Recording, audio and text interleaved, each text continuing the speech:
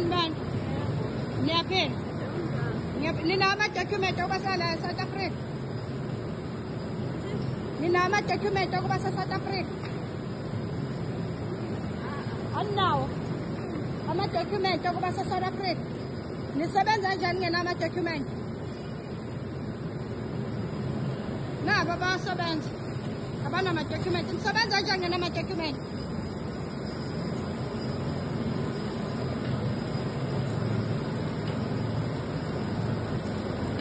Sanibani? Niyaphila? Nina ama-document okuba se-South Africa? Nina ama-document okuba se-South Africa? Nisebenza njani ngena ama-document?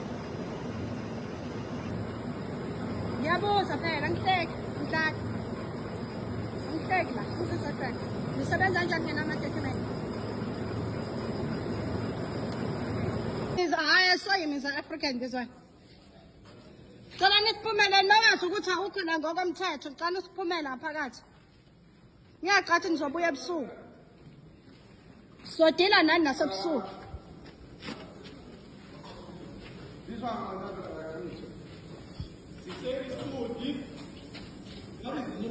Angisazi negama layo ikhampani.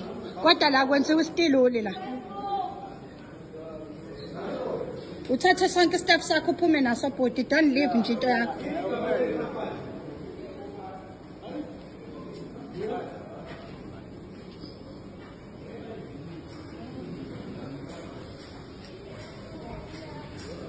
Yini igama layo? UFO. Ha? UFO. Ngempela baba ngiyacathi ngizobuya ebusuku nasebusuku sobe sila. Uyivido. Yes. Sise istudi la igama lekhampani UFO yakhe istiluli. Sesivalile siyabayeka operation igcwele all undocumented foreigners. They are one that are working here. Sesifike sayivala inkampani size sihlale phansi nomqashi sixoxisane nawo. Hello Mzansi, welcome to Mgosi Wasamzansi. If today is your first time visiting this channel, please do the right thing and click the subscribe button. MKE beyilapha naKwaZulu Natal itholi company yestiluli ke sana le company lena iqashe ma foreigners kuphela.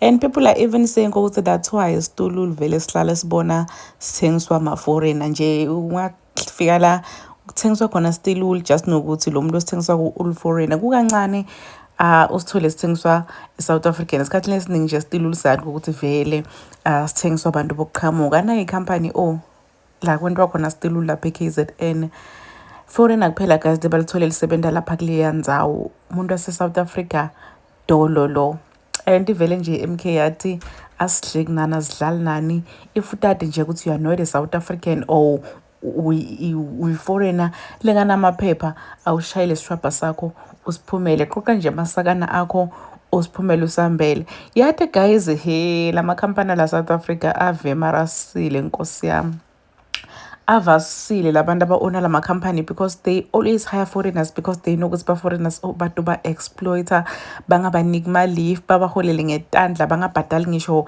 ne-tax kumatima guys people are corrupt la ngaphandle babaholela randi because they know they won't complain badzinga msebenzi badzinga indlawo yokuhlala bayaqasha labantu ma-backdonor bo-350 so badzinga msebenzi noma ngabe baholela malini bayathatha and ma-South Africans they know they are worth ngeke nje umuntu azasebentele peanuts same abasuka bathi ma-foreigners ayasebenza ama-South Africans ayavilapha nana it's not about that, it's about ku-exploiter bantu bokuqhamuka. Please do comment what you think below down on the comment section. Don't forget to hit the notification bell.